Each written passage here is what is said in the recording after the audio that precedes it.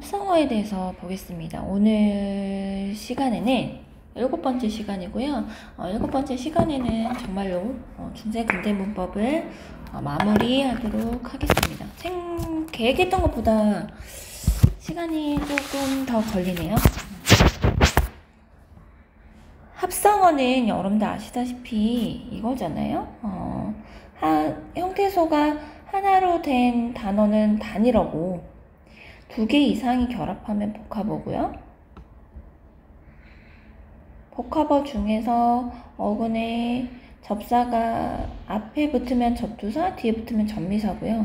이런 경우는 여러분들이 파생어라고 배우셨고, 실질적인 의미를 가진 형태소인 어근과 어근끼리가 최소 2개 이상 결합을 했을 때 저희는 합성어라는 걸 배웠었어요. 이 합성어 중에서도 이 합성어를 뭐로 나눌 수 있냐면 통사적 합성어, 그 다음에 비통사적 합성어로 나눌 수 있었어요. 통사적이라는 것은 어떤 단어의 배열, 문장의 기본적인 구성 방식인데 그것에 따라서 합성되면 통사적 합성어, 그것에 뭔가 어긋나는 게 있으면 비통사적 합성어거든요. 근데 이제 현대국어의 관점으로 보시면은 훨씬 통사적 합성어 훨씬 더 많아요. 비통사적 합성어의 경우가 좀 더 적고요. 근데 중세국어의 합성어에 대한 내용을 보시면은 아시겠지만 어간과 어미가 결합하여 사용되는 일반적인 문장 구성의 방식으로 설명할 수 없는 단어. 그러니까 즉 원래 통사적 구성 방식에 보시면은 용언의 어간, 또 어근이기도 하죠. 어간과 어근의 차이점은 아시죠? 얘네 둘이 만날 때 중간에 연결어미가 있는 상태에서 용언의 어근과 어근이 결합한 현대, 요게 지금 요게 통사적 합성어에 들어가는 예시거든요. 비통사적 합성어는 뭐냐면 이렇게 결합하지 않고 어근과 어근이 직접 결합한 단어예요. 그래서 이런 것들을 비통사적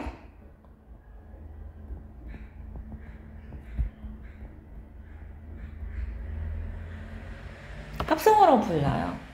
여기도 보시면은 이렇게 돼 있잖아요. 오르다, 내리다, 접, 칼, 덮, 밥, 보슬, 비 이런 건데요. 비통사적 합성어. 일단 여기서 얘기하는 경우는 일단 이 경우에 해당해요. 용언의 어근과 어근이 했을 때. 중간에 연결어미가 없이 어근과 어근이 바로 결합한 경우인 거죠. 자, 그러면 이게 현대국어보다 훨씬 풍부했다고 전해진다는 것은 사례가 훨씬 더 많다는 거죠. 그랬다가 통사적 합성어로 현대에 오면서 점점 더 많이 쓰였다라고 보시면 될 것 같고요. 그래서 이제 밑줄 그은 내용에 해당하지 않는 것은 이런 거죠. 그러면 딕, 그 다음에 빌, 여기는 원래 이제 원형으로 따지면 먹이겠죠. 그 다음에 단, 그쵸. 그 다음에 여기 같은 경우가 답이거든요. 이거는 통사적 합성어예요. 왜 그러냐면 올, 가, 이제 이런 애들은 이제 선어말 어미니까요. 그래서 여기 보시면 이렇게 어근이 있고 여기에 연결어미가 있게 연결되어 있어요. 그래서 이런 경우 4번 같은 경우는 비통사적 합성어가 아니라 통사적 합성어에 해당하는 경우라서 답이 4번이고요. 그 다음에 얘도 매다, 얼다. 원래는 이거겠죠? 이렇게 하고 연결어미 어가 와서 연음되는 형태일 거고요. 어쨌든 1, 2, 3, 5번인 어근과 어근이 연결어미 결합이 없이 바로 연결되는 비통사적 합성어다 라는 거죠. 이런 것들을 확인해 보실 수 있고 이제 8번째로 의문의 변화인데 여기를 여러분들 읽어보시면 알겠지만 현대국어와 중세국어의 차이점을 위주로 여러 가지에 대해서 설명해 놓은 겁니다. 그래서 여기 문장에서도 이런 얘기를 하잖아요. 끊임없이 변화한다 이런 얘기들을 하고요. 첫 번째 얘가 여기 얘기하는 게 이 부분이거든요. 이 어두자원군에 대한 얘기를 하는데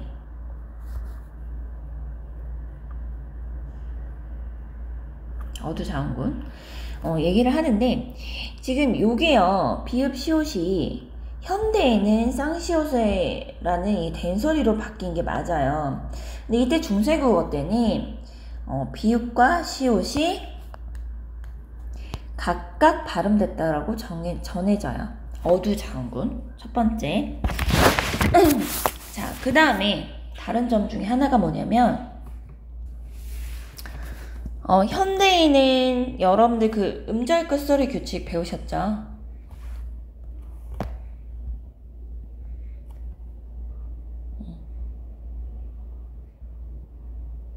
음절 끝소리 규칙 생각해 보시면은 기역, 니은, 디귿, 리을, 미음, 비읍, 이응이 소리만 난다. 요건데 중세국어 때는 팔종서법 배우셨잖아요. 시옷 포함해서. 그래서 중세국어 때는 팔종서법이었는데 이게 근대국어를 거치면서 근대국어 때 7종류 7종성법으로 바뀌었다. 이런 얘기가 나오고요.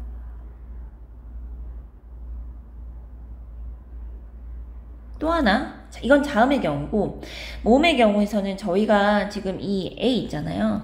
이게 현대국어에서는 단모음이에요. 이렇게. 자, 현대국어에서는 이렇게 나오죠. 단모음인데 옛날에는 중세국어 때는 아이라고 읽었다는 거죠. 그러면 삼중모음도 있었겠죠?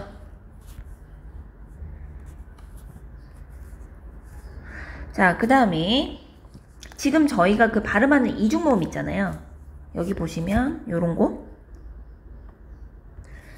지금 현재에서 이중모음인 애들은 옛날에는 삼중모음이 됐겠다 이런 거죠. 그래서 오, 아, 이 이런 식으로 발음이 됐겠죠. 자, 그래서 이런 자음과 모음의 발음에 대한 차이점에 대한 얘기가 나오고요. 그 다음에 세 번째 보시면은 국외음악, 음운변동 현상에 대한 얘기가 나오거든요. 그 다음에 요거 하나 또 나오죠. 양순음 아래에서 평순 모음이 원순으로 바뀌는 변화.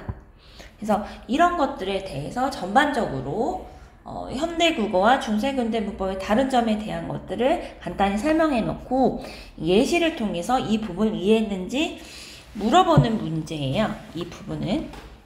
오타가 하나 있던데 죄송해요. 자꾸 오타가 있네요. 제가 치다 보니까. 자, 바퀴였다. 이 부분만 좀 수정해 주시면 될 것 같아요.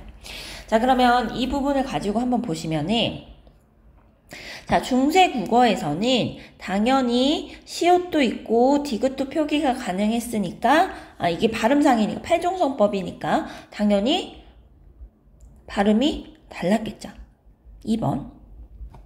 자, 이 쌍시옷 발음요. 현대국어에서는 이렇게 적는데 중세국어에서는 이렇게 합쳐 적었을 거래요. 이거 틀렸죠? 왜? 중세국어 때는요. 쌀이라는 것은 예전에 이렇게 썼다고 쳐도 이때는 방금 보셨다시피 이 비읍 시옷은 뭐래요? 비읍과 시옷을 각각 발음되는 것이었다라고 말을 했잖아요. 그러니까 전혀 다른 발음인 거죠. 쌍시옷의 발음이 아니고 비읍과 시옷을 각각 발음했다. 자, 3번. 자, 요거는 삼중모음이었겠죠. 왜요? 이것만 해도 요때 당시로 했을 때 이것만 해도 얘는 아이의 발음이라면서요. 얘가 이중모음이죠. 근데 앞에 오가 있잖아요. 그러니까 이제 이런 경우는 어떻게 되겠어요? 발음이 오아이. 이렇게 해서 삼중모음이다 라는 거죠. 이런 것은. 우, 어이 이런 건 되겠죠.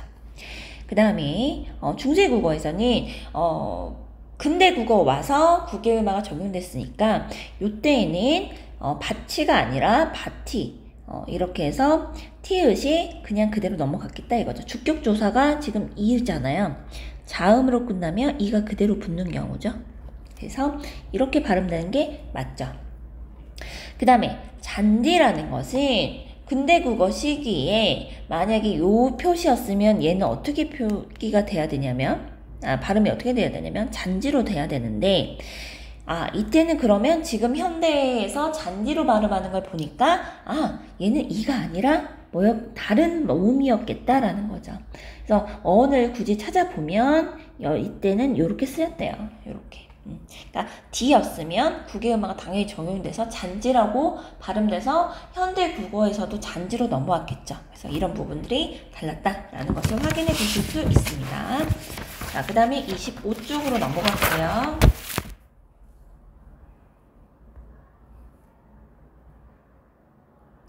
자, 25쪽 보시면은 높임법 저희가 봤던 건데요. 다시 한번 보면서 복습하는 개념으로 보시면 될 것 같아요. 일단 여기서에 대한 설명은 뭐냐면 상대 높임법은 빠졌고요. 주체랑 객체 높임법에 대한 설명이거든요. 자, 보시면 주체 높임법은 말 그대로 문장의 주체, 주어를 높이는 거잖아요. 물론 이제 직접 높임도 있고 이 말처럼 소유물이나 이런 신체라든가 간접 높임도 있었죠. 그래서 주체 높임 같은 경우는 현대 국어랑 거의 비슷해요. 큰 차이가 없다 라는 부분도 나와 있죠. 반면 다르다는 거죠. 역접이죠. 객체 높임법은 그러나 차이가 있어요. 일단 중세 국어에서 객체 높임법은 아시다시피 삽, 잡, 뭐 이런 거죠. 발음하다 보면 이게 뭐였냐면 선어말 어미잖아요. 그러니까 선어말 어미를 통해서도 객체 높임법이 중세 때는 실현되었다. 객체니까 문장의 목적어나 부사어잖아요. 근데 현대 국어는 이런 선어말 어미가 아니라 선어말 어미는 없고 그냥 특별한 단어. 다른 말로 뭐 특수어이다 이런 말들도 많이 썼죠. 높임의 특수어이를 통해서 실현되더라 이거죠. 그래서 예문 보시면 뭐 이런 거죠. 태자, 이, 뭐 이제 이런 거는 자로 끝나니까 주격조사 이렇게 붙은 거고요. 동문 밖에 나가셨다라는 거죠. 이런 시 이런 걸 통해서 지금 태자가 라는 주어 문장의 주체를 높이고 있죠. 그래서 얘는 주체 높임이다 라는 거고요. 그 다음에 부처의 눈인데요. 여러분들 보시면 요 시옷 저희가 저번 시간에서도 봤는데 이 시옷은 자 부처는 유정물이죠. 아이고. 유정물 중에 존칭의 대상이면 관형격 조사로 시옷을 쓴다 그랬죠. 그래서 부처의 눈이 이렇게 되는 거고요. 여기서도 보시면 시 보이시죠? 자, 그래서 이거는 뭐 아시니까 원래는 이제 하시면 이렇게 되죠.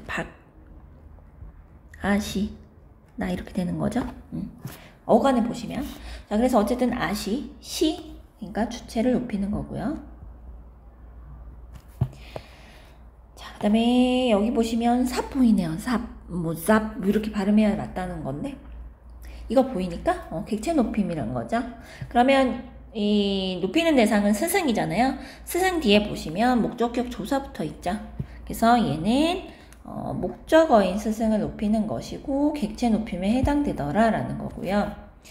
그 다음에 용왕이 세존할 부사고에서 여기서 보시면 이제 이렇게 이게 쓰이고 목적어를 높였고 이런 게 객체 높임이다. 그 다음에 아란이 부처께 이것도 여러분들 보시면 깨 되잖아요. 부처께 이거는 이렇게 되는 거죠. 원래 깨 부처 깨 이런 거 보시면은 그 국외음화 적용되기 이전의 형태라는 거 보이시죠? 방금 보셨던 거. 그래서 삽을 통해서 지금 뭐뭐 깨죠. 뭐뭐 깨니까 문장 성분이 부사어가 되죠. 부사어인 부처를 높이고 있고요. 그래서 목적어나 부사어, 문장에 있어서 객체를 높이니까 얘는 객체 높임이다 라는 것을 아실 수 있습니다. 그래서 예문 이제 몇 개 더 있어요. 여기서도 지금 유정물의 존칭, 관형격 조사 붙어 있는 거 보이시고 부처의 교화죠. 이제 간접 높임이긴 한데 어쨌든 객체 높임 이런 거 보이시죠? 그 다음에 부처의 이르심, 이르샤오말 이런 거죠. 어쨌든 요것도 객체 높임. 그 다음에 이거는 이게 여러분들 이 형태겠죠. 원래는 이렇게 되겠죠. 이게 모음으로 시작하는 애가 오면은 얘가 그냥 비읍이 아니고 비읍 순경으로 바뀌잖아요. 그래서 이런 형태로 넘어간 것이다 라고 보시면 될 것 같습니다. 자, 그러면 옆에 거 좀 볼게요. 아, 이거 중세국어의 높임법이 아니고요. 죄송해요. 바꿨어야 됐는데. 이건 모음 조화하고, 그 다음에 이 아래야. 변화, 변청. 이거에 대한 내용이거든요. 자, 볼게요. 모음 조화는 양성모음이 양성모음끼리 음성모음, 음성모음끼리 어울리는 현상이다. 이건 여러분들이 잘 아실 거예요. 일단은 이 훈민정음을 처음 세종대왕께서 창제하셨을 때는 양성모음 3개, 음성모음 3개에서 짝이 딱 맞았단 말이에요. 그런데 아시다시피 여기도 나오지만 아래아가 소실되면서 다른 모음들로 바뀌어요. 그러다 보니까 얘네들의 짝이 깨지기 시작한 거죠. 3개였던 게. 그러면서 모음 조화 규칙이 점점 깨졌는데요. 어쨌든 이제 초반에 만들었던 그 15세기에는 대체적으로 모음 조화와 이 모음 체계, 양성모음 3개, 음성모음 3개라는 이 체계가 잘 부합했기 때문에 잘 지켜졌었어요. 그래서 여러분들 여기 보시면은 옛날에는 이렇게 쓰였다는 거죠. 원래는 이게 이제 분석하면 이렇게 되잖아요. 사람이라는 거. 이게 아래로 끝나니까 애가 온 거죠. 의가 아니라. 자, 그 다음에 뿌들도 마찬가지죠. 뜻, 의로 끝나니까 뒤에 을이 온 거죠. 무엇이 아니라? 알이 아니라. 꿈으로도 보시면 꿈, 우로 끝나니까 의로가 온 거죠. 아로가 아니라. 그렇죠? 부처를도 마찬가지죠. 랄이 안 붙고 르이 붙었고, 그 다음에 내가 이 딸을 알이 붙었죠. 이렇게 양성 그렇죠. 을이면 음성이니까 이런 게 안 붙었다 이거죠. 이렇게 잘 지켜졌어요. 그런데 이 모음 조화가 결정적으로 깨지게 된 그 영향을 미친 아레아 같은 경우가 굉장히 여러 의문의 변화를 겪었는데 여기에 대한 걸 지금 여기서는 이렇게 정리를 해놨어요. 볼게요. 여기 일단 아레아 먼저 볼게요. 자, 모음 아레아는 뭐 의로 보였다, 아로 변했다 뭐 이런 건데 여러분이 실제 문제로 만나게 되시면 이런 예시를 줄 거예요. 문제에서 주고 거기에서 판단만 하시면 돼요. 네, 일단은 요거는 거의 확정적이에요. 거의 첫 음절에서는 이건 아로 많이 바뀌었어요, 여러분들. 그래서 이건 기억을 해두시면 좋을 것 같고요. 아시다시피 반치음은 소실됐고요. 그 다음에 이거 여러분들 모음 의가 미음, 비읍, 피읍이에요. 이런 애들이 뭐냐면 양순음이거든요. 두 입술 소리라고도 하죠. 이게 물, 불, 풀 이렇게 발음하는 것보다 우를 넣어서 의가 아니라 물, 불, 풀 이렇게 발음하면 더 편하잖아요. 그리고 여기 이제 이건 우로 변하는 거고 그 다음에 이런 거 설을, 스물 이런 거 오로 변하는 것도 있었죠. 그러니까 오나 우나 이렇게 변하는 것들 이런 부분들은 지금 여러분들 보시면 원순 모음화라고 하거든요. 그러니까 의는 평순이잖아요. 발음해 보시면 입술 모양이 평평해지는 애들은 평순 모음이고 오나 우는 원순 모음이죠. 발음을 했을 때 입술 모양이 동그래지니까 그래서 이런 의로 됐던 애들이 우로 바뀌더라 라는 거. 원순 모음화도 이제 중세국어와 달리 현대국어에 이제 근대국어를 거치면서 현대국어에서는 이미 이제 적용이 돼서 저희가 발음하는 것들이죠. 그 다음에 랑 같은 경우는 뭐 아시죠? 이런 것들은 국외음하다 이거죠. 그래서 중세국어와 현대국어의 이런 다른 점들에 대한 것도 한번 좀 보실 필요가 있습니다. 자, 드디어 마지막입니다. 26조. 최근 수능 문제를 좀 가져왔고요. 그러니까 요즘 그 스타일을 보시면 아시겠지만 문법 스타일이 갑자기 바뀌었어요. 갑자기 바뀌면서 요게 약간 좀 그 하나의 그 트렌드가 돼가지고 여러분들이 이번에 보셨던 모의고사 유형에서도 이런 식으로 나오셨을 텐데, 현대 국어에 대한 내용이 먼저 나오고 그 다음에 중세 국어를 적용시켜서 내용이 나오더라고요. 볼게요.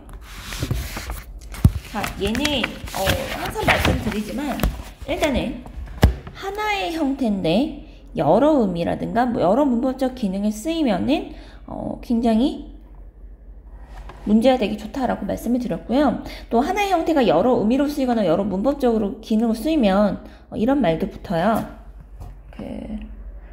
하나의 단어가 여러 품사로 쓰이면 품사의 통용이라는 고도 합니다. 참고로 알아두시고요. 참고로. 자, 그러면 일단 볼게요. 하나의 형태에서 여러 의미로 쓰이는 경우가 요거 전자론에서 시작했을 때 요거거든요. 그러니까 지금 첫 번째 나오는 거는 뭐냐면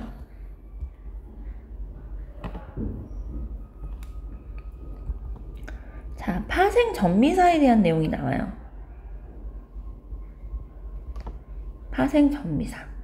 파생 전미사인데 여기 보시면 명사 파생 접사 이런 식으로 나오잖아요. 이 얘기는 뭐냐면 무엇이 가능하다는 얘기예요. 얘가 붙으면 명사가 아닌 애가 품사가 명사로 바뀐다라는 거죠. 그래서 이랬을 경우에는 무슨 말을 쓰냐면 품사가 바뀐다 해서 품사가 전성된다라는 표현도 쓰고요. 이랬을 때 전미사는 이런 말도 있어요. 지배적 접사란 말도 써요.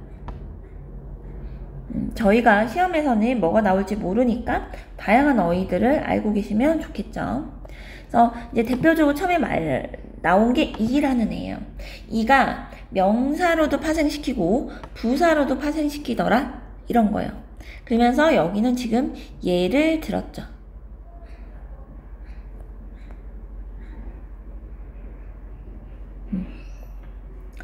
그 다음에 현대국어로 가면은 명사 파생 접사가 이도 있고 음도 생겨요. 기도 있고요. 자, 그 다음에 중세국어로, 근데 이제 중세국어로 넘어갔을 때 이제 명사 파생 접사 이랑 부사 파생 접사 이에 대해서 설명을 하고 있는 부분이에요. 이건 여러분들 읽어보시면 되고요. 근데 으라는 것도 있었대요. 옛날에는 명사 파생 접사가 현대 국어에는 없잖아요. 그러니까 없는 차이점도 조금 알아보시면 좋고요. 그런데 이 으는 부사로 파생하지는 않았대요. 이처럼.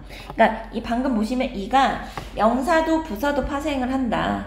그리고 중세국어 때는 으라는 애도 명사 파생 전미사가 있었다. 그렇지만 부사로 파생하지 않는다. 뭐 이런 내용이 있었고요. 당연히 접사 같은 경우는 모함조어에 따라서요. 양성 모음이 오면 이런 형태로 쓰였다 라는 거고요. 이는 양성 음성도 아니어서 모음조어와 상관없이 그냥 동일한 형태로 붙었다 이런 내용들이 덧붙여져 있습니다. 예시로 이렇게 나와 있죠. 그래서 이는 이렇게도 쓰이고 이거 노분 오가 양성 모음이니까 양성에 접사가 붙었다 뭐 이런 것들이고요. 그 다음에 으라는 것이 동일한 형태가 다른 형태로 쓰였다 이거죠. 어디서? 관형격 조사. 지금 현대국어로 따지면은 으가 관형격 조사 역할만 하는데 중세 때는 훨씬 더 다양하게 쓰였다라는 것을 아실 수 있죠. 그리고 뭐 앞에서도 보셨지만 중세국어 때 관형격 조사는 훨씬 더 종류가 많잖아요. 부사격 조사로도 쓰였다. 으는. 자. 관형격 조사는 의인 경우는 평칭의 유정체언 뒤에 쓰였다. 왜냐면 이렇게 구분하는 이유 아시죠? 왜요? 아까 부텟 할 때 뭐 이거 시옷 있잖아요. 이건 뭐예요? 존칭이죠. 존칭의 유정체언에 쓰이잖아요. 이것 때문에 평칭이란 말을 쓰는 거고요. 자, 그래서 관형격 조사일 때도 모음주어를 따라서 으가 쓰이고 양성 모음에서는 애도 쓰였다. 뭐 이런 얘기입니다. 그래서 이런 예문들은 보시면 됩니다. 그래서 중세국어에서는 으라는 말이 붙은 것이 관형어도 되고 부사어로 된다는 것이 현대국어와의 차이점인 거죠. 현대국어에서는 뭐만 돼요? 관형어만 되죠. 현대국어에서는 관용어만 되는 것이 중세국어에서는 부사어까지 쓰였다 이거죠. 그래서 공통점, 차이점을 가지고 문제화되기 쉬우니까 이런 부분들을 중점적으로 보시면 될 것 같습니다. 자, 그래서 여기에 따라서 중세국어 자료를 이해해보자라는 건데요. 그래서 이런 문제들을 여러분들이 잠깐 멈추시고 푼 다음에 확인하시는 게 더 좋긴 합니다. 자, 보시면 이거 보세요. 여기 이렇게 되겠죠?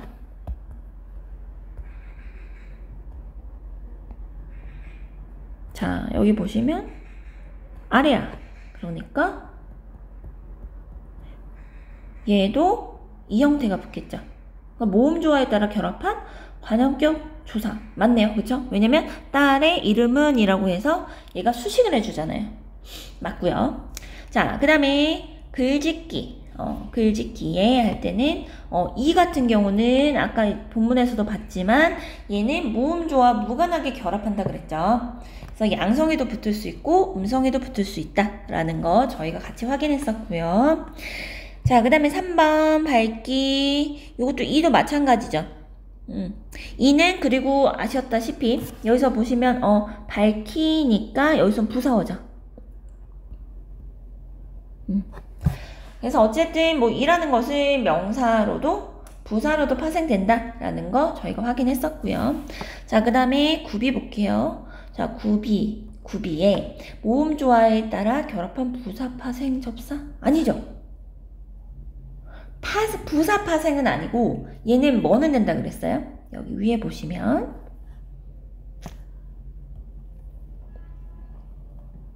부사격 조사로는 쓸 수 있지만 뭔 안 돼요?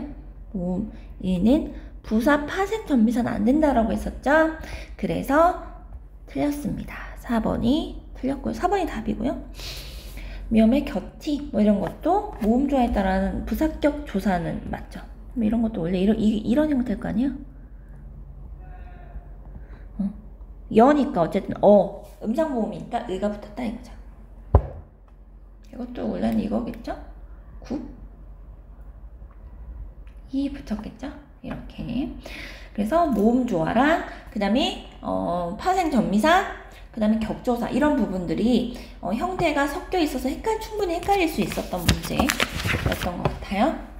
자, 마지막 볼게요. 드디어 마지막이네요. 10월 학평 문제, 최신 문제를 몇 개 가지고 온 건데요. 자, 각각의 그 사료를 확인해 보라는 거예요. 제가 앞에서도 그 어휘 정리해뒀던 이유가 이제 요즘 중세 근대 문법에 대해서 자꾸 이제 다른 사례들이라든가 현대국어 비교 자료들이 많이 나와요. 그래서 이런 부분들은 이미 한번 10월 학평에서 나왔으면 이런 형태들이 충분히 변형돼서 여러분들 수능 때도 나올 수 있겠다고 생각이 들어서 가지고 왔는데요. 이런 부분이죠. 귀치 않다? 이런 부분. 그래서 읽어보시면 귀치 않건만은 이 귀하지 아니하다에 축약된 형태다. 유사하게 쓰이더라. 라는 거. 이거는 이제 좀 비슷한 유사한 공통적인 거를 기억은 일부러 가져온 거죠. 자, 니은은 다 공통적이면 안 되겠죠. 그러니까 니은은 뭘 가져온 거예요? 약간은 다른 부분이죠. 그래서 별로라는 것이 그 현대국어에서는 이런 부정적인 서술어랑 원래 어울린단 말이에요. 전혀 뭐뭐 아니다. 뭐 이런 것처럼. 그런데 중세 근대국어로 가보니까 이런 경우도 있는데 얘랑 비슷한 경우도 있는데 아닌 경우도 있더라라는 거죠. 그래서 이런 경우가 아닌 경우에도 쓰인 것을 확인할 수 있다. 차이점에 대해서 얘는 가지고 온 겁니다. 그쵸? 얘는 차이점, 얘는 거의 공통점. 그쵸? 그 다음에 3번 시원치 않다, 시원치 않다. 그래서 여기는 아예 의미와 유사하게 쓰이지 않은 경우도 가지고 왔습니다. 아예 차이점이 있는 경우.